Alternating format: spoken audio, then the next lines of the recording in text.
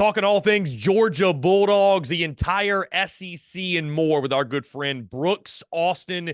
He's the director of recruiting for SI's Fan Nation, the lead editor for Dogs Daily, and he's also known better as the film guy. Brooks Austin taking the time to join us. Brooks, what's going on, my man? Your nickname, the film guy, is that as simple as just it is what it is? You watch a lot of film, break down a lot of film. Is there more to that? Why the nickname, the film guy?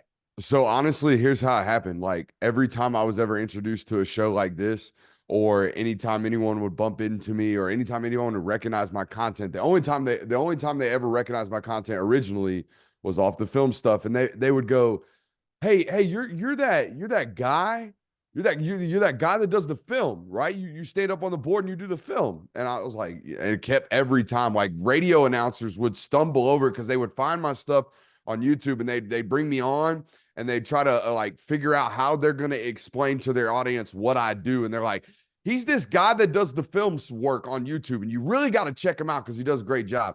So eventually, I hate the idea that I named myself, but eventually I was like, dude, I'll just moniker it. Like I'm the guy that does the film, so I'll just be the film guy.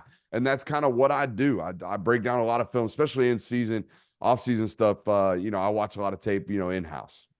Sometimes you just got to pick it up and run with it, my friend. I respect that. Brooks, what's the offseason look like for you right now? Obviously, there's no offseason in college football. We got the portal. We got recruiting, right? We're just talking off air. You're talking on camps and, recruits showing off their skills in the classes of 25 and 26, et cetera. But what does that look like right now? I feel like if there's any point in the year that is kind of a dead period of some sort, it's probably this one, maybe middle of summer as well. But what's Brooks Austin up to these days when it comes to talking all things college football and obviously Georgia? Yeah, I wish my brain would allow me to just kind of hang out and be normal during this quote unquote off season, but it don't really work like that. ADHD don't really work like that at all. No, but this is a big recruiting time for me as a director of recruiting. I try to see as many kids as I possibly can. For example, like yesterday, it was the Under Armour event, the Under Armour Report event here in Atlanta. It's not in Atlanta. It's labeled the Atlanta event. It's in Carrollton.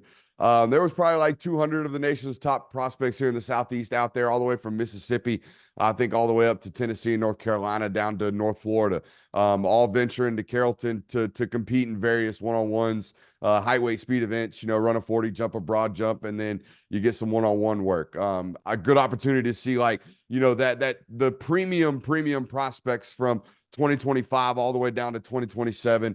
And then as that event wrapped up, I jetted over to Atlanta to co-host the awards gala for Born to Compete, which here in Atlanta and Metro Atlanta and the state of Georgia, really, Born to Compete is a organization that handles all of Metro, youth sports. So all of the greatest young athletes from the middle school ranks, 6th to 8th, I get my chance to get introduced to those young men, from that opportunity.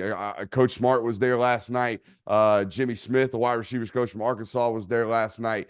It's a well-known and notarized youth sports organization that, man, they've hit on a lot of great players, from KJ Bolden to Trevor Lawrence to even our guy Justin Fields out there with the Chicago Bears. So these are guys that Alex Benson has found from 6th grade all the way up until high school football. So a busy time for me during the offseason of just trying to see as many people as I possibly can and meet as many faces. Brooks, you mentioned the gala last night. I was going to say also, in case folks have missed it, head of the timeline, check out the sweater sports coat duo. That was a nice thing for you, man. I appreciate that. Brooks, let's go to a conversation you just had. Dan Lanning, congratulations on that, by the way. Oregon head coach, obviously former Georgia assistant. What were your biggest takeaways from that conversation? I'm sure obviously there was a lot to unpack, and I'm sure that was a really impactful conversation, but what was the thing or couple things you took away from that conversation from discussing with the Oregon head coach? Just how different he is from the tree. Like, I think he gets labeled this like Saban tree guy, this smart tree guy. Like, dude, that man does like dozens of interviews this time of the year. Now, he's very selective with the companies that he goes and does business with, but like every person is. But I mean, he does like media interviews with other people. Nick Saban and Kirby Smart don't do that. He's a smiler. Like, he smiles. He has fun. Like, he has all the energy that is required to work as hard as the legends have and the premier of the coaching sport or the profession have. but he's got a different like vibe about him. He's much more. I don't want to use the term personable or relatable, but at least from a media perspective, and I know Kirby and Nick don't act like this around their guys that they work with and the players that they coach, but from a general media outside perspective, Dan Lanning seems far more approachable than the guys that he learned underneath. So he seems very different to me than the other guys. But man, it's very obvious to me that even as a young football coach, he's constantly thinking about how like the processes and how he's going to improve them.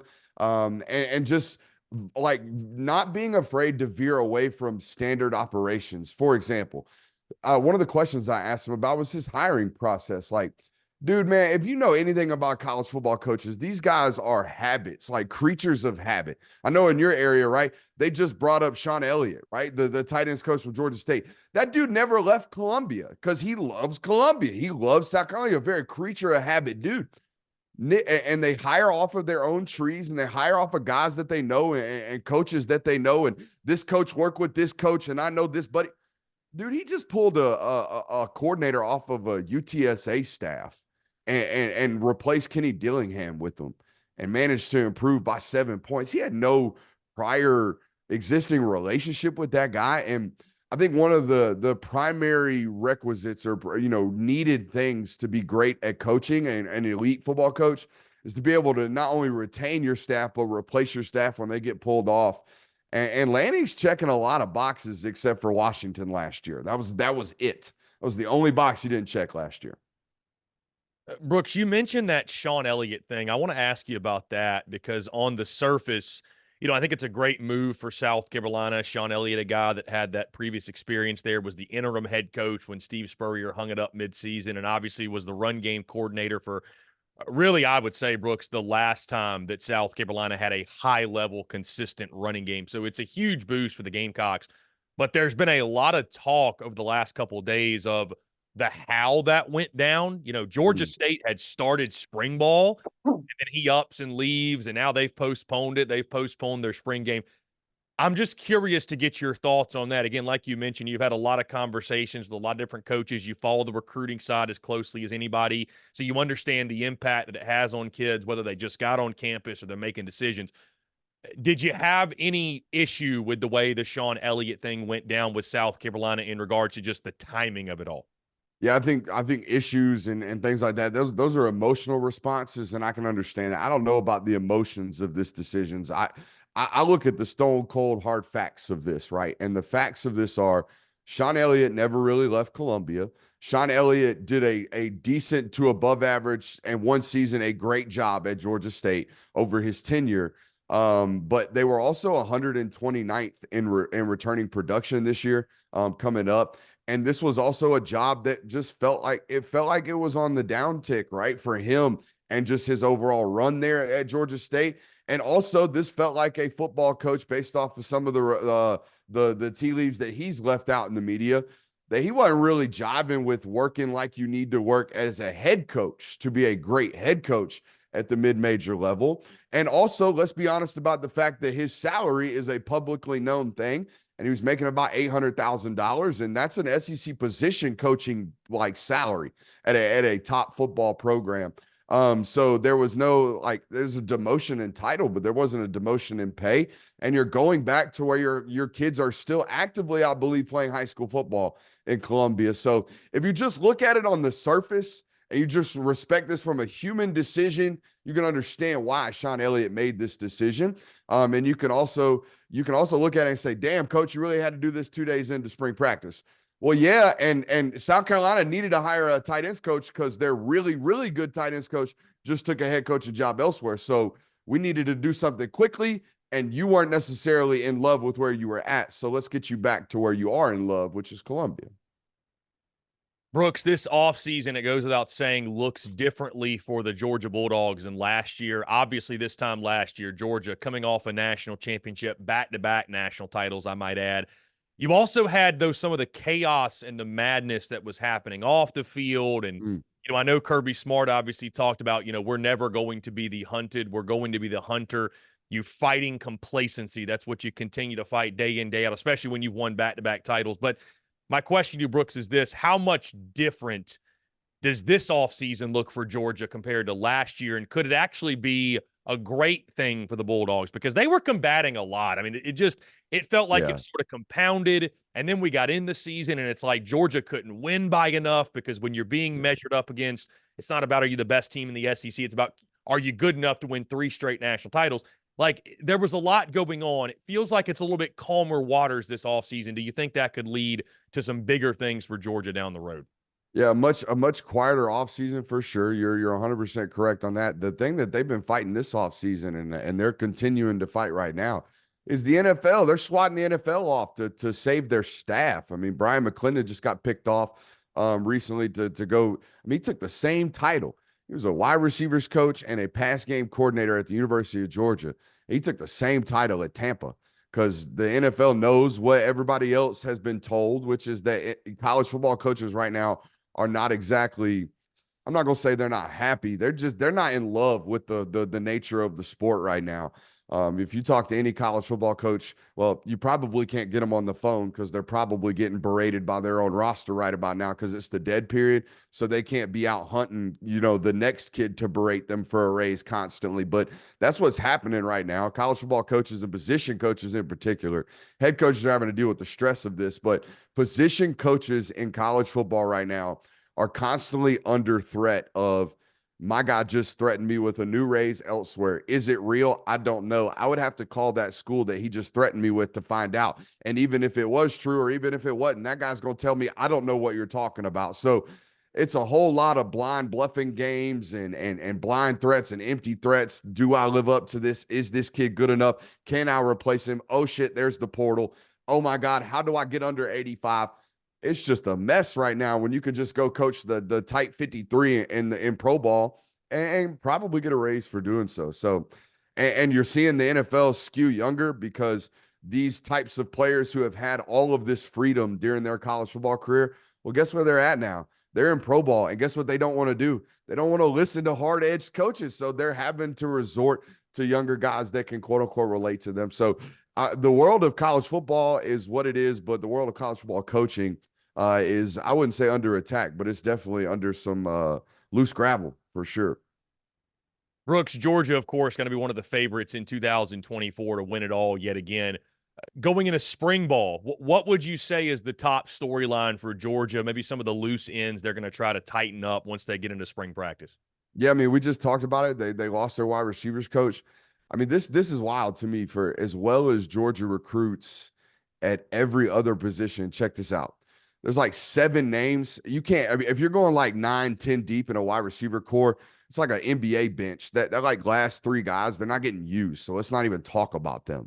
But let's talk about their wide receiver core and corpse. I guess you could write it. We talk about it in core, spell it corpse. That's always been weird to me. Let's talk about their wide receiver core, right? You got guys like Colby Young that just came in. London Humphreys just came in. Michael Jackson III just came in. Robert Thomas is returning, right? They need a big year. Dominic Lovett, that's a guy that's returning from a transfer. They need a big year. Those are 5 transfer names.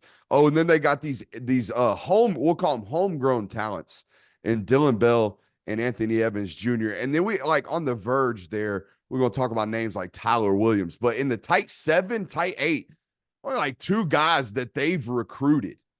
The other 5 that they're dependent upon are guys that they have had to steal from other rosters via the portal, or grab from other rosters via the portal.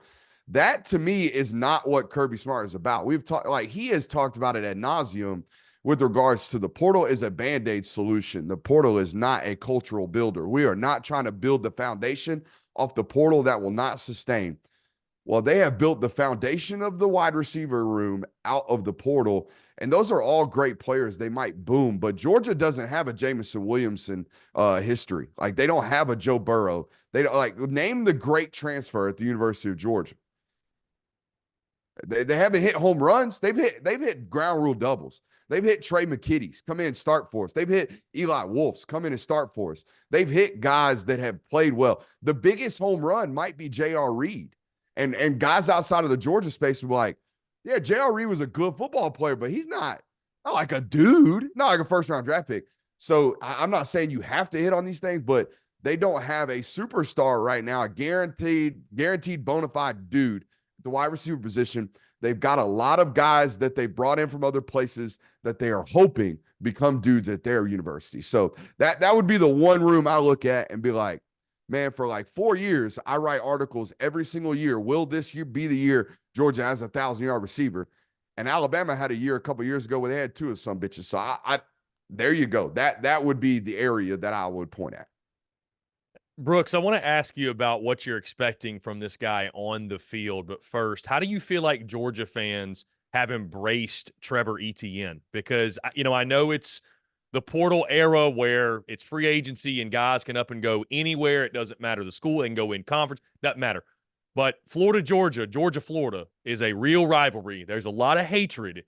And so going from wearing that Florida uniform to wearing that Georgia uniform, like, I know dog fans, I'm sure, are just elated he's going to be on their side, being productive in the running game, what he's going to mean. But, like, what's the embrace been like? Has there been any mixed feelings, honestly, or is it just kind of an acceptance of, hey, this is where we are. We're just glad you're wearing our colors now?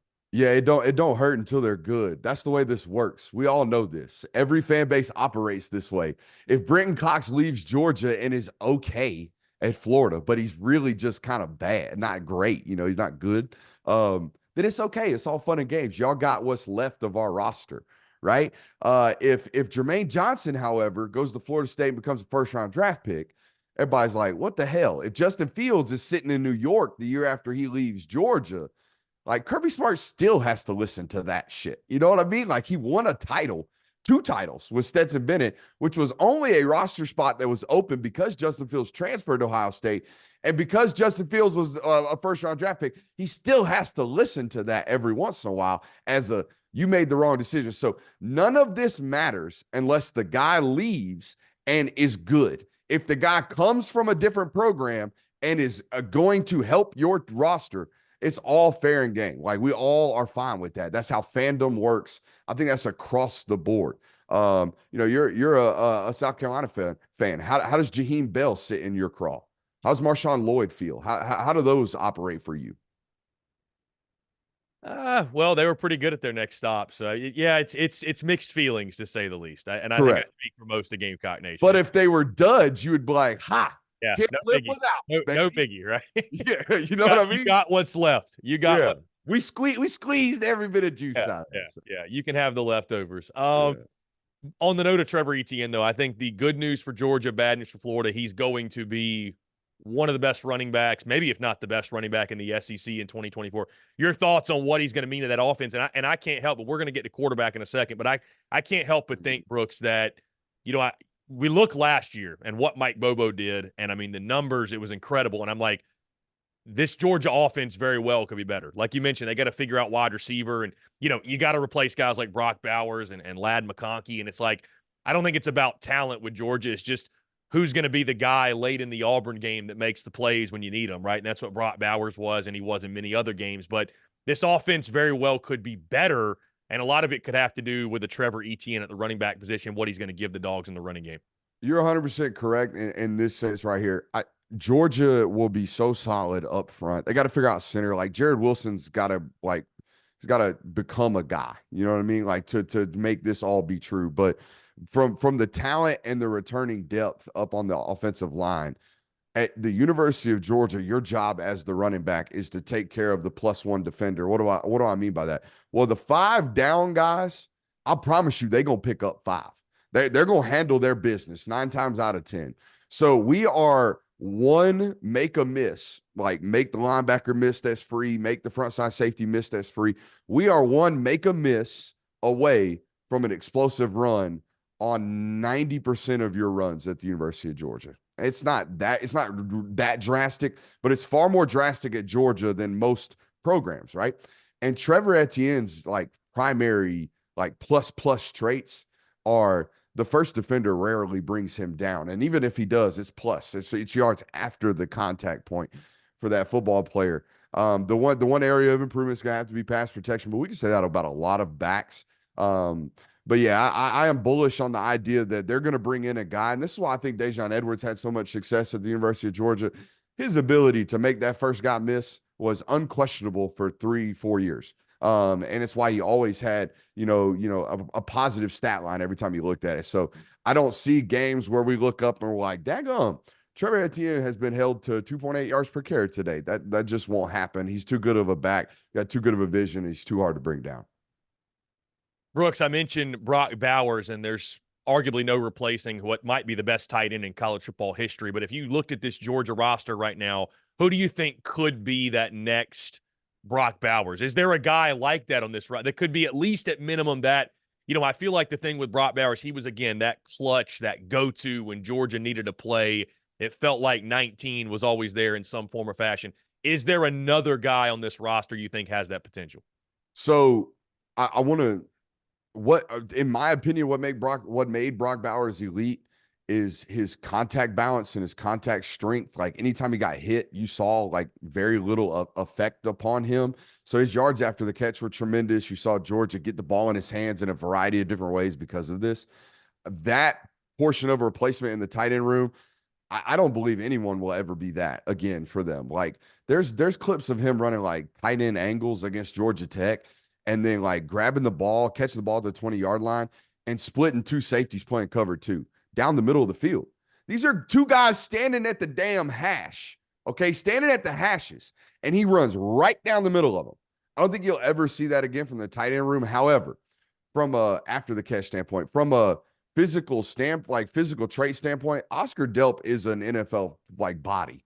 Oscar Delp is 6'5". He's 250 pounds. And when he was around me on the recruiting circuit in high school, sometimes is a circuit in high school, like I'm multiple times hand timed him sub 4.6 in the 4.5 range. So from a height, weight, speed perspective, Oscar Delp is that guy. Now, give him some run, see what he looks like in an extended role. We'll find out what he actually what his ceiling is. I think I know what his floor is. His floor is 450 yards. His floor is, a standard passable grade tight end in the SEC.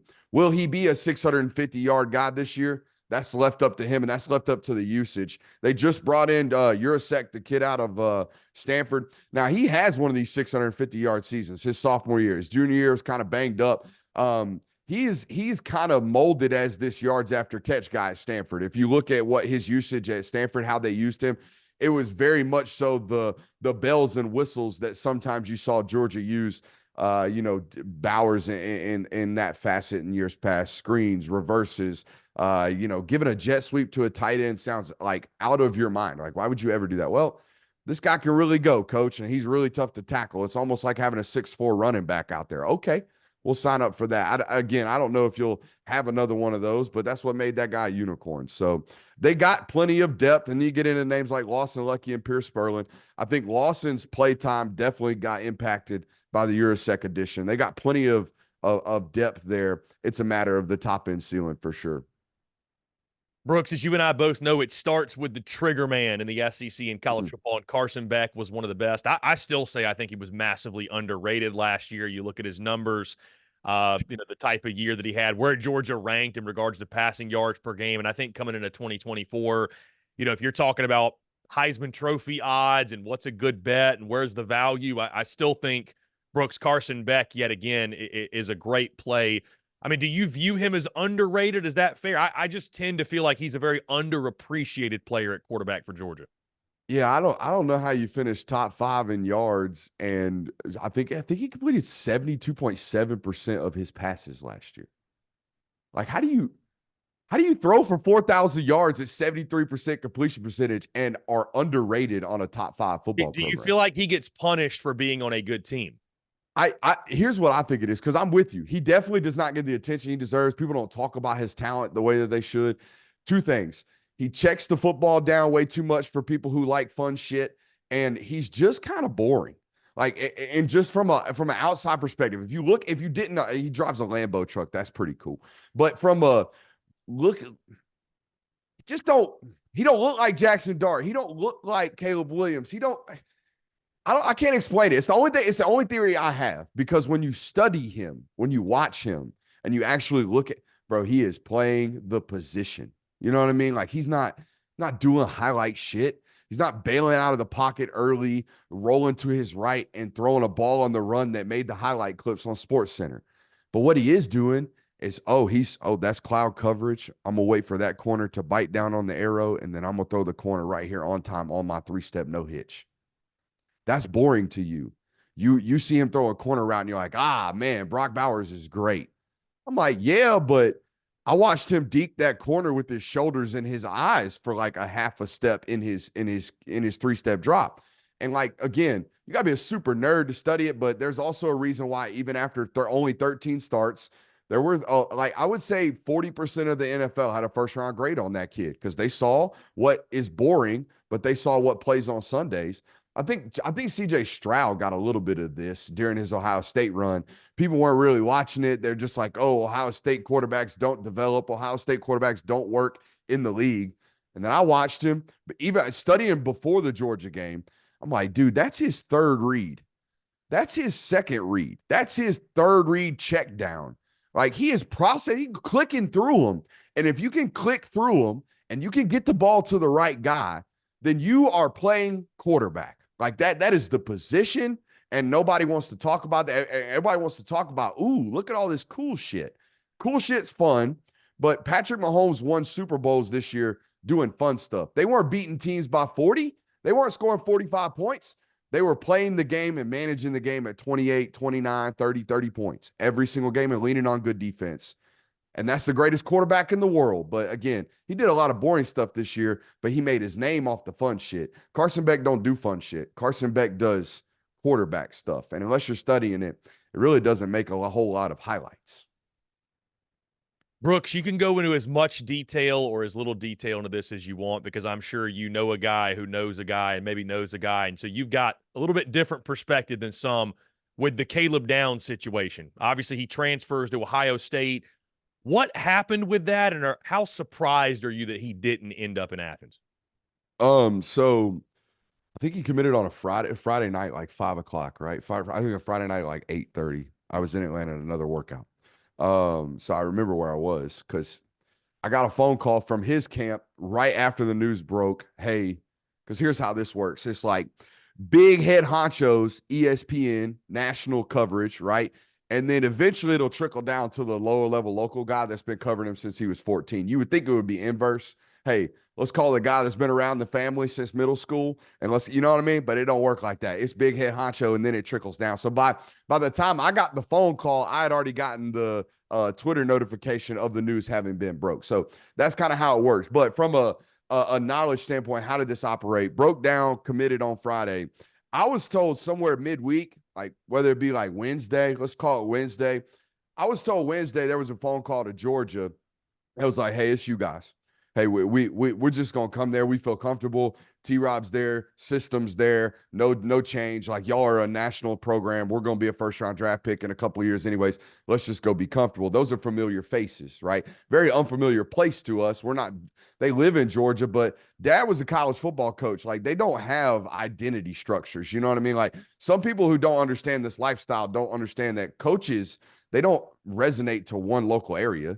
They're nomads. They go around where the work is, you know what I'm saying? Where the promotion is. So this identity structure of a local place, it doesn't exist with this particular circumstance.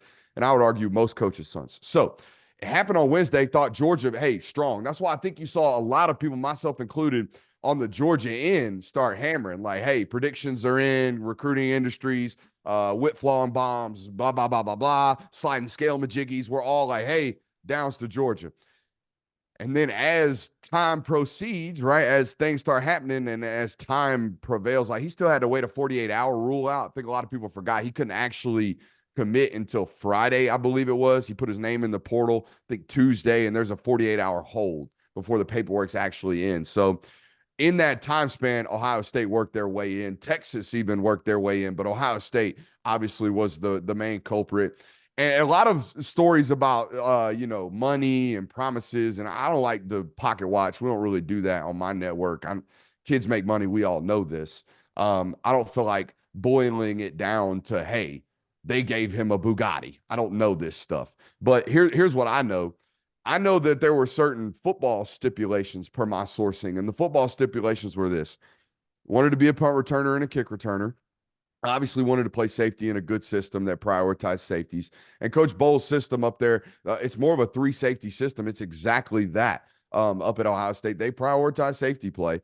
And I was told, and I believe this, I was told he wants to play a little bit of offense. And when I heard that, I was like, oh, Caleb Downs wants to win a Heisman. Caleb Downs wants to win a Heisman, and his people want him to win a Heisman. And by the way, I think he's very capable of winning a Heisman. I think he's one of the best. If you put him in a top 3 collection of position players in college football, I'd put him there. Like, if you studied him in Alabama this year, he was basically running their entire back end as a true freshman. Got first-round draft picks turning around, asking number 2 what to do.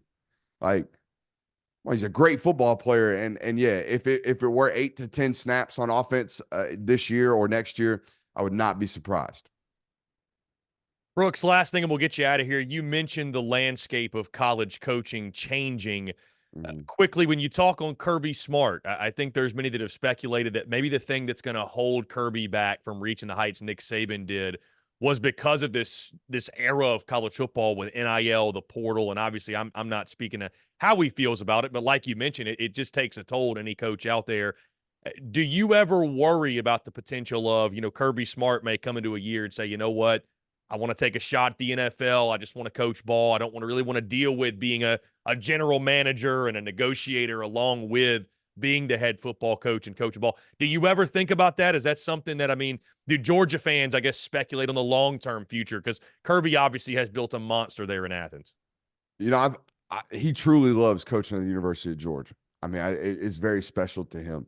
The NFL stuff would be about ego, and every coach got ego. So let's put that out there. Every coach thinks they can do it. If there's a job or a task or a problem or a goal or whatever, every coach looks at that and says, I'm the guy. I'm signing up. I'm going to do that. So maybe the NFL is a thing. I think burnout is the thing that's going to get this dude more than anything. And here's one thing that I've noticed about him, and he's not playing crazy with this NIL stuff. He never was. From the jump, he was. From an outsider's perspective and even an insider's perspective, it seemed very much to me like Georgia's approach to this has been, hey, let's just survive until some type of regulation comes, because eventually it'll come. And I do believe that. Eventually, whether it be a super league, whether it be the NCAA actually figuring out this $6 million sub league that they're talking about, whatever it is, eventually this will come to balance. And I think as long as he survives to that, the love of football and the constant drive to coach will eventually keep him around. It's the same thing that kept Saban around. But the idea that someone's going to coach until their early 70s under the state of what it is now, no, there's no way in hell. So he'll never catch him from a longevity standpoint. But will he last 10 more years under this structure? I don't even believe that. I don't think anyone's lasting a decade the way we're doing it right now. But there's got to be some type. I think one portal window is the thing that Lanning mentioned. Like, if you just give us one portal window, that cuts December, nightmare out of the way. Like, we just get rid of that. And oh, by the way, player of mobility is fine. Like, player mobility is great. I want y'all to be able to go. If coaches can leave, you should be able to leave. We all believe that. But the one window would actually keep these kids on campus for a full year. And from just a young man's perspective, like being able to stay in one spot for a full year and, hey, just wait it out. I know you hate it now, but in 10 months, you might be okay. In 10 months, you might be fine. Instead, now we have these, it's almost like semi-annual decisions. Like, should I quit now or should I quit in 6 months? Well, just get there and let's hang out a year. I think that would be way, way, way safer for the longevity of this sport, other than this. Just like, we're basically like, if you know anything about recruiting, the state of Florida is like this. In Florida, you can play football somewhere, you can play basketball another place, you can run track at another spot, and by the fall, you can be back at another school playing football. It's a freaking mess. Look at high school sports right now in Florida. And that's basically where we're heading in college football if you're not careful. Brooks Austin, a Dawgs Daily, Director of Recruiting for SI's Fan Nation, and, of course, better known as the Film Guy. Brooks, it's a pleasure, man. I appreciate you taking the time. Let's definitely do it again soon. No doubt, brother.